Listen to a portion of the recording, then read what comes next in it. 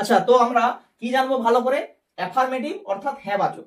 আচ্ছা, আমরা আগেই বলেছিলাম যে বর্তমান কালে কোনো কিছু করা, হওয়া বা ঘটা বোঝাবে তবেই হবে আমাদের সিম্পল প্রেজেন্ট টেন্স, তাই তো?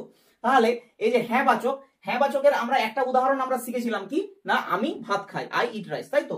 তো শুধুমাত্র আই ইট রাইস জানলে তো হবে না, এর পাশাপাশি আমাকে আরো কিছু জানতে হবে। সেটা কি?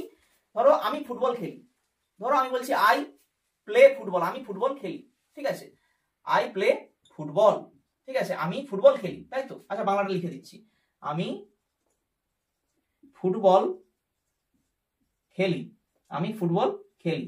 আচ্ছা, তাহলে আমি ফুটবল খেলি, দেখো এইটার এই যে বাংলা অর্থটা আছে, এই বাংলা অর্থের মধ্যেই বুঝে যাচ্ছে, দেখো এইটাই তো আমাদের ক্রিয়া, এটাই তো আমাদের ক্রিয়া, মানে কাজ করা বোঝাচ্ছে। তাহলে আমি যে ফুটবল খেলছি, সেই খেলাটা কি বর্তমানে হচ্ছে না অতীতে হচ্ছে না ভবিষ্যতে হচ্ছে, এই কথাটার মাধ্যমেই কিন্তু আমরা বুঝতে পারবো। তাই যে খেলি বা খেলা হওয়া বা করা, এই যে ব্যাপারটা, আমি ফুটবল খেলি, সে ফুটবল খেলে, এই যে ব্যাপারটা, এটা কিন্তু পুরো সিম্পল ভাবেই বলা হচ্ছে। তাহলে আমি ফুটবল খেলি, তো এইটার কি আসছে দেখো, আই প্লে ফুটবল।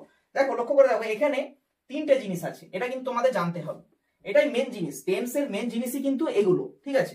দেখো আই প্লে ফুটবল, এখানে দেখো আই, আই মানে কি? আই মানে আমি। তাহলে আই মানে যদি আমি হয়, প্লে মানে কি? প্লে মানে হচ্ছে খেলা, প্লে মানে আমরা জানি খেলা, আর ফুটবল মানে কি? ফুটবল। তাহলে আমি ফুটবল খেলি, ঠিক আছে? তো দেখো আই, এখানে কে কাজটা করছে? কি এখানে কাজটা করছে আই, মানে আমি ফুটবল খেলি, তাহলে ফুটবলটা খেলে কি? ফুটবলটা খেলে আমি, ঠিক আছে? তাহলে যে কাজ মানে যে মেন কাজটা করে তাকে কি বলা হয়? কর্তা বলা হয়। তাহলে কর্তা যাকে বলা হয় তাকে ইংরেজি কি বলা হয়? সাবজেক্ট। তাহলে আই আমাদের কি হয়ে যাচ্ছে?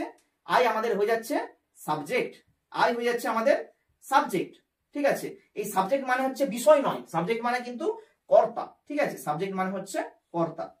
আচ্ছা, প্লে মানে কি? প্লে মানে খেলা করা। তাহলে প্লে এইটা কি?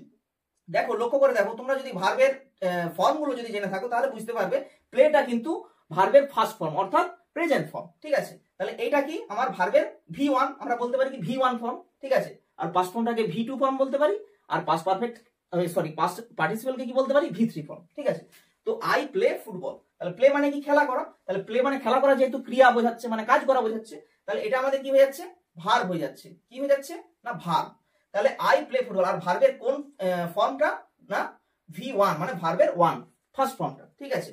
তাহলে এটা একটা নিয়ম কিন্তু। আচ্ছা, তারপর কি? ফুটবল আছে, ফুটবল মানে কি? ফুটবল। তাহলে আমি ফুটবল খেলি, তাহলে আমি কি খেলি? না আমি হচ্ছে ফুটবল খেলি। তাহলে আমি যদি ফুটবল খেলি, তাহলে এখানে কি প্রশ্ন আসছে বলতো? আমি কি খেলি, তাহলে প্রশ্ন আসছে কি দিয়ে? কর্তাকে কি বা কাকে দিয়ে প্রশ্ন করলে যে উত্তর পাওয়া যায় তাকে বলা হয় কর্ম, ঠিক আছে? ইংরেজিতে কি বলা হবে তাকে? তাকে বলা হবে অবজেক্ট। তাহলে আমাদের ফুটবল কি হয়ে যাচ্ছে? ফুটবল আমাদের হয়ে যাচ্ছে কিন্তু অবজেক্ট। তোমরা সহজেই বলতে পারবে এটা হচ্ছে অবজেক্ট। অবজেক্ট মানে কি? অবজেক্ট মানে এখানে কর্ম, অবজেক্ট মানে হচ্ছে কর্ম, ঠিক আছে? দেখো একটা সেন্টেন্সকে আমরা তখনই রূপ দিতে পারি যদি সেই সেন্টেন্সে কর্তা, ক্রিয়া আর কর্ম থাকে। তোমরা লক্ষ্য করে দেখবে এই কথাটা প্রচারিত যে কর্তা, ক্রিয়া, কর্ম এই হচ্ছে সেন্টেন্সের ধর্ম, তাই তো? তাহলে দেখো এখানে মিলে যাচ্ছে সাবজেক্ট, ভার্ব, অবজেক্ট। এটা কিন্তু এই প্রেজেন্ট সিম্পল প্রেজেন্ট টেন্স বা প্রেজেন্ট ইনডিফিনাইট টেন্সের এটা কিন্তু নিয়ম। এটা যে সাবজেক্ট থাকবে প্লাস ভার্ব থাকবে প্লাস অবজেক্ট থাকবে। এইবারে সাবজেক্ট, ভার্ব, অবজেক্টেই শেষ কিন্তু নয়, এর পাশাপাশি প্লাস আদার ওয়ার্ডস থাকতে পারে, ঠিক আছে? প্লাস আদার ওয়ার্ডস থাকতে পারে, বা তোমার ধরো কোনো প্লাস কমপ্লিমেন্ট দেওয়া থাকতে পারে, মানে কোনো কিছু সেন্টেন্সের মধ্যে কমপ্লিমেন্ট দেওয়া থাকতে পারে, ঠিক আছে? অনেক কিছু হতে পারে, কিন্তু মেন কিন্তু সাবজেক্ট, ভার্ব, অবজেক্ট এগুলো কিন্তু থাকতেই হবে, না হলে কিন্তু এই সিম্পল প্রেজেন্ট টেন্স বা প্রেজেন্ট ইনডিফিনিট টেন্স কিন্তু করতেই পারবো না। তাহলে তোমরা খুবই সহজে বুঝতে পারছো। তাহলে আই প্লে ফুটবল, এটা আমি ফুটবল খেলি, এটা কিন্তু তোমাদের হয়ে গেল। আচ্ছা, এটা আমরা মুছছি না, ঠিক আছে? এই বেসিসে আমরা আরেকটা লিখবো কি না, I draw a picture, I draw a picture. I draw a picture এই কথাটার অর্থ কি না হচ্ছে আমি একটি ছবি আঁকি, তাই তো? আমি একটি ছবি আঁকি। আচ্ছা, এখানে তোমরা বলো আইটা কি?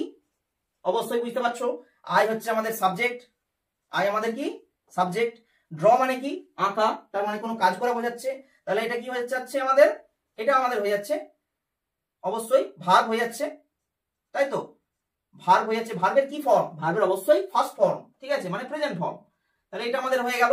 নেক্সট দেখো এ পিকচার আছে, তাই তো? এ পিকচার আছে, তাহলে আই ড্র এ পিকচার, আমি একটি ছবি আঁকি। তাহলে এ পিকচারটা কি? দেখো এই যে কর্মের যে সংজ্ঞাটা সেটা কি ছিল না, কর্তাকে কি বা কাকে দিয়ে প্রশ্ন করলে যে উত্তর পাওয়া যায় তাই হচ্ছে আমাদের কি না, আমাদের হচ্ছে অবজেক্ট মানে কর্ম। আচ্ছা, লক্ষ্য করে দেখো আই ড্র এ পিকচার, আমি একটি ছবি আঁকি। তাহলে এটাতে কি প্রশ্ন আসছে? এখানে প্রশ্ন আসছে কি যে আমি কি আঁকি, না আমি একটি ছবি আঁকি, তাই তো। তাহলে এখানে পুরোটাই কি আমাদের হয়ে যাচ্ছে অবজেক্ট, এটা আমাদের পুরোটাই হয়ে যাচ্ছে অবজেক্ট। এটা কিন্তু খুবই সোজা, বুঝতে পেরেছো? সাবজেক্ট ভার্ব অবজেক্ট, এইভাবে আমরা কিন্তু এই সিম্পল প্রেজেন্ট টেন্সের অ্যাফার্মেটিভটাকে, অনলি অ্যাফার্মেটিভ মানে এই যে ফর্মটা, এই ফর্মটা only applicable for only simple present tense and simple present tense বা প্রেজেন্ট ইনডিফিনিট, যেহেতু একই, ঠিক আছে। এটা কিন্তু আলাদা নয়, আবার বলছি এটা কিন্তু একদমই আলাদা নয়। সিম্পল প্রেজেন্ট টেন্স বা প্রেজেন্ট ইনডিফিনিট টেন্স এটা কিন্তু একদমই আলাদা নয়, ঠিক আছে। তো এই হচ্ছে অ্যাফার্মেটিভের গঠন, ঠিক আছে। তো এইভাবে আমরা কিন্তু বিভিন্ন সেন্টেন্স আমরা কিন্তু এইভাবে করতে পারি। খুব